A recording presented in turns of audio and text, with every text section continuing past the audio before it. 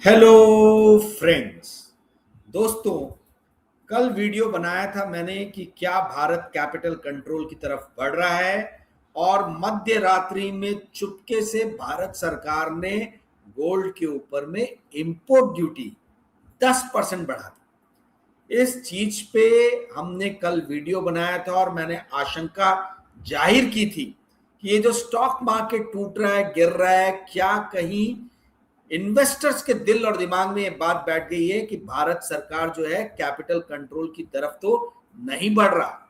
और अब ये सवाल उठता है, जैसा कि आप थंबनेल में देख सकते हैं, फ्रॉम गोल्ड टू कैपिटल, क्या भारत सरकार कैपिटल कंट्रोल की तरफ बढ़ रही है? क्या कैपिटल फ्लो को रिस्ट्रिक्ट करने का प्रयास कर रही है? आज इसी मुद्दे पे, आज इसी विषय पे हम बात करेंगे कि क्या भारत सरकार जो है भारत से पूंजी के पलायन को रोकने के लिए क्या प्रयास कर रही है और ये प्रयास कहां तक सफल होंगे, कितने सही हैं। परंतु दोस्तों, इस विषय पे बात करने के पूर्व मैं आपको बता दूं, बहुत सारे लोगों के आज सुबह मुझे फोन आए, मैसेजेस आए और सबका एक ही सवाल था कि आपने कैसे स्पॉट ऑन जो है ये प्रिडिक्ट किया या बताया कि भाई आने वाला समय जो है इसमें काफी सारे पूंजी के ऊपर में अलग अलग टाइप के जो है नियम कानून लग सकते हैं। कल मध्य रात्रि में जिस तरीके से भारत सरकार ने गोल्ड पे इंपोर्ट ड्यूटी बढ़ाई है, दोस्तों ऐसा लग रहा है कि हम फिर से कहीं हाजी मस्तान और करीम लाला के युग में ना पहुंच जाएं कि हम जहां देखें भरपूर रूप से सोने की स्मगलिंग हो रही है। भले ही ऑफिशियली दिख रहा है हमको कि सोना देश में कम आयात हो रहा है, परंतु अनऑफिशियल चैनल्स, ग्रे चैनल से जो है सोने का आगमन भारत में बना हुआ है। ये आगे आने वाले दिनों में हमें पता चलेगा। पर जो आपका सवाल था कि मैंने कैसे स्पॉट ऑन प्रेडिक्ट किया, दोस्तों उसके लिए मैं आपको बताऊं, थोड़ा सा साइकोलॉजिकली और पॉलिटिकल साइंस की जानकारी होना जरूरी है। इस मोदी सरकार के चाल और चलन को मैं बहुत अच्छे से समझ गया हूं। आज से ठीक 10 साल पहले इसी सरकार ने विदाउट एनी राइम और रीजन, बिना किसी कारण के, इस देश के 120 करोड़ जनता को उनके ही पैसे निकालने के लिए लाइनों में खड़ा कर दिया था, डीमोनेटाइजेशन नाम का एक फर्जी स्कीम लाके। दोस्तों, आज तक किसी को समझ में नहीं आया कि डीमोनेटाइजेशन का क्या भारत को बेनिफिट हुआ, क्या भारत को फायदा हुआ। इस पे ना आज तक कोई व्हाइट पेपर सरकार लेके आई है और ना ही मोदी जी ने, जिन्होंने ये स्कीम अनाउंस की थी, इन्होंने आके पार्लियामेंट में या कहीं और जो है डीमोनेटाइजेशन स्कीम के ऊपर में बताया हो कि इसका भारतवर्ष को क्या लाभ मिला है। हाँ, ये जरूर है कि धुरंधर जैसी मूवीज को जो है वो अपना जो प्रोपेगेंडा का काम करती है उसको अपना एक वेपन बना के, एक आयाम बना के इन्होंने उसके पॉजिटिव इफेक्ट्स को दर्शाने की, दिखाने का प्रयास किया, जो कि बहुत ही बोगस और बंकम प्रयास था। एनीवेज, अब आपका ये सवाल कि मैंने कैसे प्रिडिक्ट किया, दोस्तों टायरनी ऑफ माइनॉरिटी, मैं आपको एक किताब दिखाना चाहूंगा, बहुत बेहतरीन किताब है। ये किताब है टायरनी ऑफ माइनॉरिटी, स्टीवन लेवित्सी की लिखी हुई है। और ये इन्होंने, स्टीवन साहब जो हैं, लेवित्स्की और डैनियल ज़िब्लैट, इन दोनों ने टायरनी ऑफ माइनॉरिटी लिखी है। इसके पहले इन्होंने एक किताब लिखी थी, हाउ डेमोक्रेसीज डाई, जो मैंने पहले के अपने किसी वीडियो में आप लोग को दिखाया था, बताया था और उसके बारे में बात भी की थी।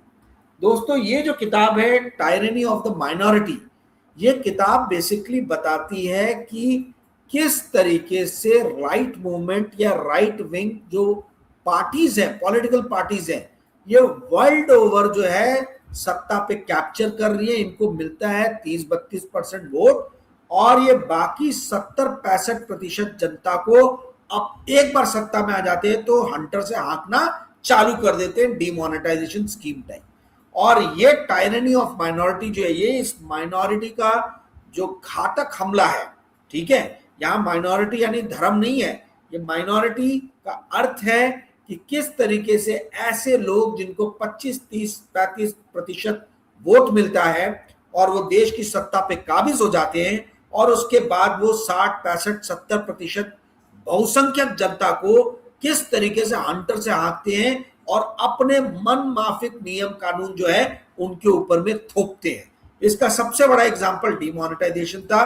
तो स्टीवन निवित्सी साहब ने ऐसे लिखा है यूनाइटेड स्टेट्स ऑफ अमेरिका का एग्जाम्पल लेके, परंतु उन्होंने विक्टर ऑर्बान, हंगरी, कई सारे देशों का उन्होंने इस किताब में एग्जाम्पल दिया है। दोस्तों, हमारी जो भारत की सरकार है ये भी टायरनी ऑफ माइनॉरिटी को रिप्रेजेंट करती है मेरे हिसाब से। इसको मिलता है 30 से 40% के बीच में मत, और ये 30 से 40%, 50% से तो नीचे ही है, तो माइनॉरिटी है। परंतु ये 30 से 40% के बीच का जो वोट है ये इनको इतना पावर दे देता है सत्ता में आने के बाद कि ये अपने मन माफिक इनको जो सूट करता है उस हिसाब से नियम कानून जो है ये लोगों पे थोपते हैं। और ये गोल्ड के ऊपर में इंपोर्ट ड्यूटी जो बढ़ाना है ये उसी का एक प्रयास है। आगे भी आएंगे ऐसे नियम कानून, ऐसे कदम ये सरकार और उठाएगी, बिकॉज टायरनी ऑफ माइनॉरिटी का एक बहुत जीता जागता, ज्वलंत और बेहतरीन एग्जाम्पल है भारत की सरकार। दोस्तों, टायरनी ऑफ माइनॉरिटी बेसिकली किताब जो है जो स्टीवन लिवित्सी और जिब्लैट साहब ने लिखी है, डैनियल जिब्लैट ने, ये एक मुहावरा, ये कहावत थी टायरनी ऑफ मेजॉरिटी। मैं थोड़ा मुद्दे से भटक रहा हूं, थोड़ा आप लोग का जनरल नॉलेज बढ़ाऊं मैं। टायरनी ऑफ मेजॉरिटी जो थी ये सबसे पहला कथन जो था ये दिया था जेम्स मैडिसन ने। ठीक है, अब आप पूछोगे जेम्स मैडिसन कौन है? दोस्तों, जेम्स मैडिसन वो शख्स है जिसने अमेरिका का कॉन्स्टिट्यूशन ड्राफ्ट किया था, बहुत बड़ा रोल प्ले किया था। और बिल ऑफ राइट्स जो है पूरा का पूरा, जिसको बाकी सारे राष्ट्रों ने उसको कॉपी किया है, बिल ऑफ राइट्स को, भारत ने भी। ठीक है, भारत का संविधान भी वहां से बिल ऑफ राइट्स से काफी चीजें उठाई गई है। ठीक है, तो बिल ऑफ राइट्स का ड्राफ्टिंग जेम्स मैडिसन ने किया है। यह अमेरिका के चौथे प्रेसिडेंट थे। और मतलब जॉर्ज वॉशिंगटन, जॉन एडम्स, पहले प्रेसिडेंट जॉर्ज वॉशिंगटन थे, सेकंड जॉन एडम्स थे, थर्ड थॉमस जेफरसन थे, फोर्थ जेम्स मैडिसन थे। James Madison George Thomas Jefferson के सेक्रेटरी ऑफ स्टेट यानी विदेश मंत्री हुआ करते थे 1801 से लेके 1809 के बीच में, और 1809 से 1817 तक ये अमेरिका के प्रेसिडेंट थे। जब ये 1801 से 1809 अमेरिका के विदेश मंत्री रहे, सेक्रेटरी ऑफ स्टेट रहे, तब जेम्स मैडिसन ने जो है लुसियाना परचेज किया था फ्रांस से। ये लुसियाना परचेज इतना बड़ा भूगोल था, यानी आज की अमेरिका का 26% जो लैंड मास है वो लुसियाना परचेज में अमेरिका ने फ्रांस से परचेज किया था। मिसिसिपी रिवर के नीचे का जितना हिस्सा है, south Dakota, north Dakota, Mississippi, ये सारे जितने भी स्टेट्स हैं, कैंसास का बहुत बड़ा हिस्सा, ये सब उस परचेज में अमेरिका का हिस्सा बने। और आज 26% जो भूखंड है अमेरिका का, वो उस टाइम में जेम्स मैडिसन जैसा जो विजनरी था, थॉमस जेफरसन जो प्राइम मिनिस्टर थे उनके जैसा जो विजनरी था, उन लोगों ने लैंड परचेज करके अमेरिका को इतना बड़ा राष्ट्र जो है बनाया। इन जेम्स मैडिसन का जो सबसे बड़ा देन है वो है टायरनी ऑफ मेजॉरिटी का कॉन्सेप्ट। टायरनी ऑफ मेजॉरिटी ये बोलता है कि जो बहुसंख्यक सोच है वो सोच जो है वो बहुत बार घातक होती है, और इसीलिए चेक एंड बैलेंस प्रजातंत्र में लाना जरूरी है। एक स्ट्रॉन्ग जुडिशरी का रहना जरूरी है, एक स्ट्रॉन्ग लेजिस्लेटिव असेंबली का रहना जरूरी है। ये जो असेंबली है या लेजिस्लेचर है और ये जो जुडिशरी है, ये बहुत ही स्ट्रांगली फोकस रखे एग्जीक्यूटिव के ऊपर। दोस्तों, बहुत गंभीर बात मैं कर रहा हूं, ध्यान से सुनिए, क्योंकि आप लोगों ने सवाल पूछा कि मैंने कैसे स्पॉट ऑन पता किया, कहीं यूट्यूब पे नहीं था कि भैया गोल्ड पे इंपोर्ट ड्यूटी बढ़ सकती है, कैपिटल कंट्रोल की तरफ बढ़ सकता है। हाउ आई आइडेंटिफाई करने के लिए आपको साइकोलॉजी, आपके देश के शासन तंत्र को संभालने वाली पार्टी और उसके मुखिया की समझने की बहुत ज्यादा जरूरत है। भारतीय जनता पार्टी जो है ये टायरनी ऑफ मेजॉरिटी में विश्वास रखती है। ये कहती है हिंदू राष्ट्र है क्योंकि हिंदू जो है वो मेजॉरिटी लोग हैं। अब ये कितने हिंदुओं के पक्ष में नियम बनाते हैं वो दूसरी बात है, उसके ऊपर में कभी और बहस करेंगे। परंतु आज की डेट में आप ये समझिए कि जो स्ट्रॉन्ग व्यू दिया था जेम्स मैडिसन ने bill of right American constitution draft करते वक्त, कि यदि अमेरिका को बचाना है तो ये टायरनी ऑफ मेजॉरिटी से बचाने की जरूरत है, और इसके लिए जरूरी है कि स्ट्रॉन्ग लेजिस्लेचर रहे और स्ट्रॉन्ग जुडिशरी रहे, ताकि एग्जीक्यूटिव के ऊपर में पूरी तरीके से ये चेक एंड बैलेंस मेंटेन कर पाए, निगरानी रख पाए। दोस्तों, आज विश्व भर में हम देख रहे हैं कि टायरनी ऑफ मेजॉरिटी जो है वो बढ़ चढ़ के बोल रही है। अमेरिका जैसा सशक्त प्रजातंत्र वाला जो राष्ट्र है, हम वहां देख रहे हैं कि एक डोनाल्ड ट्रंप और उनका परिवार किस तरीके से जो है बिलियंस एंड बिलियंस डॉलर का जो है प्रॉफिट बना रहा है अपने लिए और अपने दोस्तों के लिए। और ऐसा ही कुछ होता हुआ हम भारत में भी देख रहे हैं। अदानी के ऊपर में इतनी कंट्रोवर्सीज क्यों आई? जो 150 साल लगे टाटा को जिस स्टेचर में पहुंचने के लिए, गौतम अदानी बोलना नहीं चाहिए, बट अदानी ग्रुप वो 10 से 11 साल में अचीव कर गया। तो क्या सिर्फ अदानी ग्रुप की मेहनत जो है उसने उसको टाटा के समकक्ष लाके खड़ा कर दिया है? ये सोचने वाली बात है। सोचने वाली बात यह है कि क्या हिंदू धर्म, हिंदू राष्ट्र का नाम लेके कुछ लोगों को फायदा पहुंचाने का प्रयास किया जा रहा है? टायरनी ऑफ मेजॉरिटी जो है, इसको ही ध्यान में रखते हुए पुराने विद्वान लोगों ने एक चेक एंड बैलेंस की नीति बनाई थी, जहां पे जुडिशरी सारे चीजों को चेक करता था। आज क्या हमारा जुडिशरी उतने सशक्त रूप से उस सशक्त भूमिका को अदा कर रहा है? ये एक सवाल है अपने आप में। दोस्तों आप बोलोगे बिजनेस फाइनेंस का चैनल है, मैं कहा पॉलिटिकल बात कर रहा हूं, परंतु किसी भी तरीके से कोई भी राष्ट्र में बिजनेस और फाइनेंस पॉलिटिक्स से अछूता नहीं है। और जब तक आपको किसी भी राष्ट्र के पॉलिटिकल फैब्रिक नहीं समझ में आए, आप उस राष्ट्र के अंदर में इन्वेस्टमेंट करना या बिजनेस करना जो है वो आपके लिए लाजमी नहीं होगा, काफी डिफिकल्ट होगा। मैंने कल के भी वीडियो में बताया था कि पिछले 2 दिन से, यानी मंडे और ट्यूसडे को, वर्ल्ड ओवर किसी भी मार्केट में इतना बुरा फॉल नहीं देखा गया, इतनी बुरी गिरावट नहीं देखी गई जो भारत के मार्केट में हम देख रहे हैं। और भारत के मार्केट में गिरावट का एक मेन जो कारण है वो है कि फॉरेन इंस्टीट्यूशनल इन्वेस्टर्स जो है वो भारत को छोड़ छोड़ के भाग रहे हैं। 2 लाख करोड़ के ऊपर का माल जो है वो भारत में डंप कर चुके हैं, स्टॉक्स बेच चुके हैं।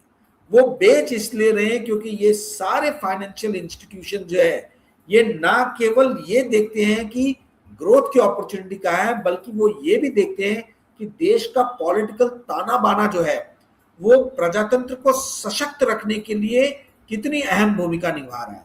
क्या वो ताना बाना जो है राष्ट्र का, तंत्र का, शासन का, क्या वो किसी भी तरीके से चेक एंड बैलेंस की नीति के अनुरूप कार्य करेगा कि ये ऑटोक्रेसी की तरफ बढ़ेगा? दोस्तों, जब ऑटोक्रेटिक माइंडसेट बनता है तभी आप अनाप शनाप जो है रूल्स रेगुलेशन लेके आते हो, जिसका एक एग्जांपल मैंने कल दिया कि भारत एकमेव राष्ट्र है जहां पे शॉर्ट टर्म कैपिटल गेन भी है और सिक्योरिटी ट्रांजैक्शन टैक्स भी है। ये दोनों तरह की टैक्सेस की क्या जरूरत है?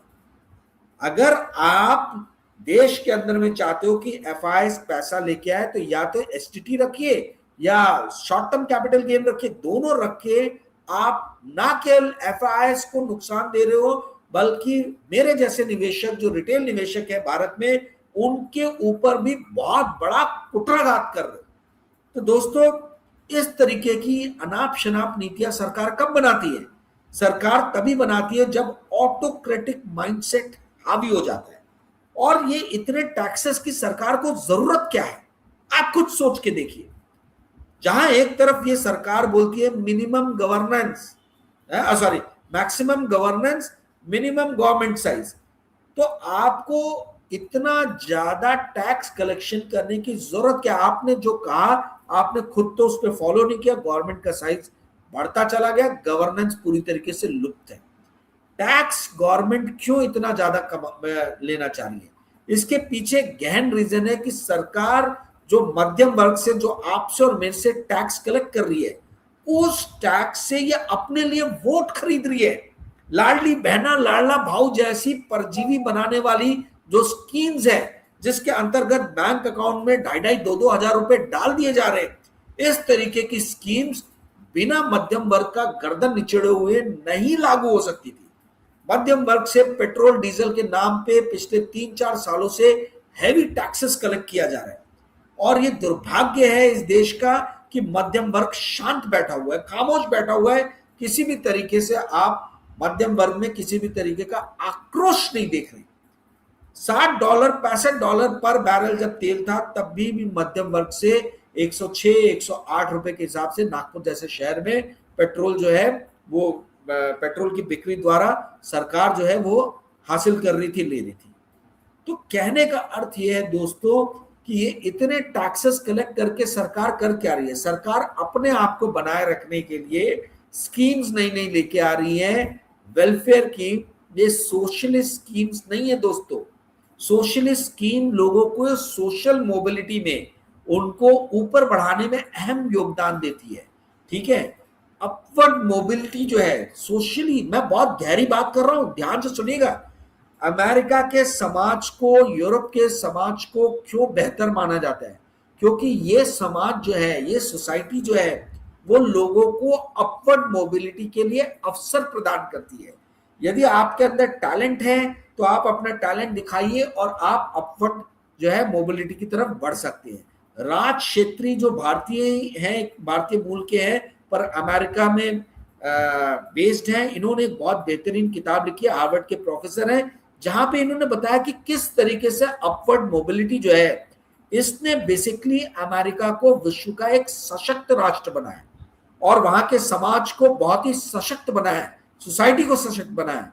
जिस समाज के अंदर में परजीवी वाली भावनाएं आ जाती हैं, जहां बैंक अकाउंट में बैठे बैठे पैसे आ रहे हैं बिना कोई प्रोडक्टिव काम किए हुए, वहां पे सोशल जो अपलिफ्टमेंट है, ये जो सोशल मोबिलिटी है, ये ऊपर बढ़ना है। निचले तबके से मध्यम तबके और मध्यम तबके से उच्च मध्यम तबके और उच्च मध्यम तबके से उच्च तबके में जाने के लिए जो टैलेंट, मेहनत लगती है, आप फोकट में लोगों को खिला के उनके बैंक अकाउंट में पैसे डाल के उस चीज को किल करते।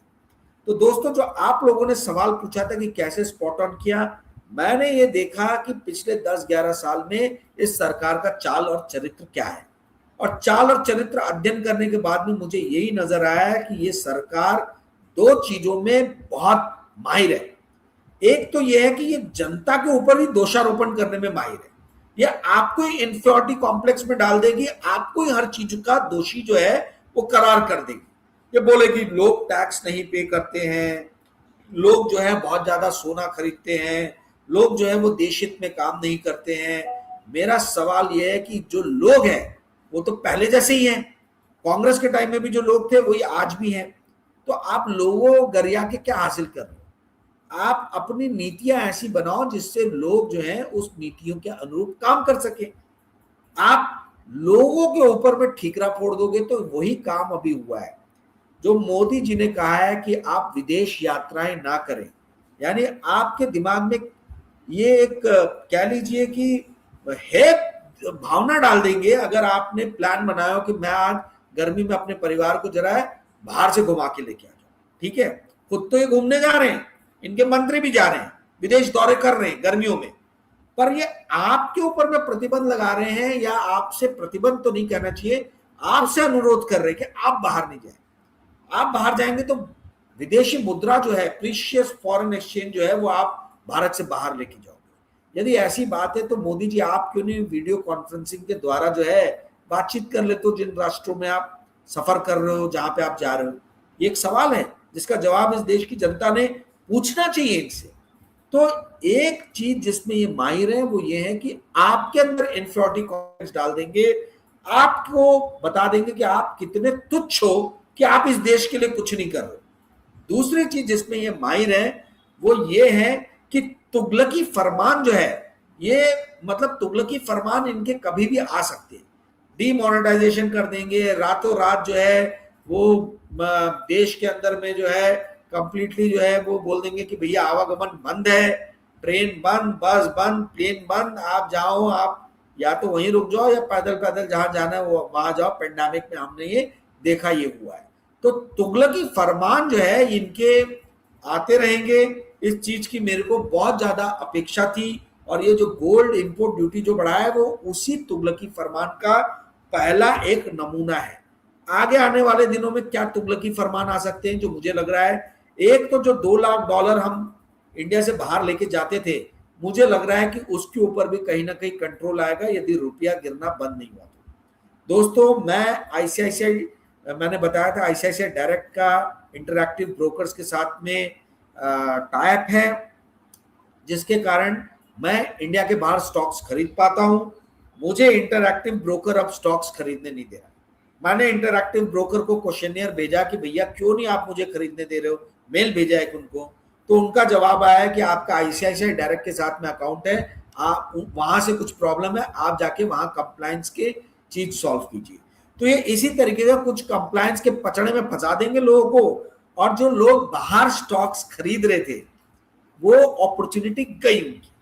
ठीक है, तो ये क्या है, ये बिना बोले इनडायरेक्ट एक तरीका है कि आप भारत से बाहर जो है पूंजी का पलायन जो है वो ना कर सको, आप भारत के बाहर जो है कहीं भी इन्वेस्टमेंट ना कर सको। दोस्तों पिछले एक साल में मैसिव इन्वेस्टमेंट हम इंडियन लोगों ने, भारतीय लोगों ने भारत से बाहर यूएसए के स्टॉक मार्केट में, जर्मनी के स्टॉक मार्केट में, जहां जहां अपॉर्चुनिटी मिली है वहां किया है।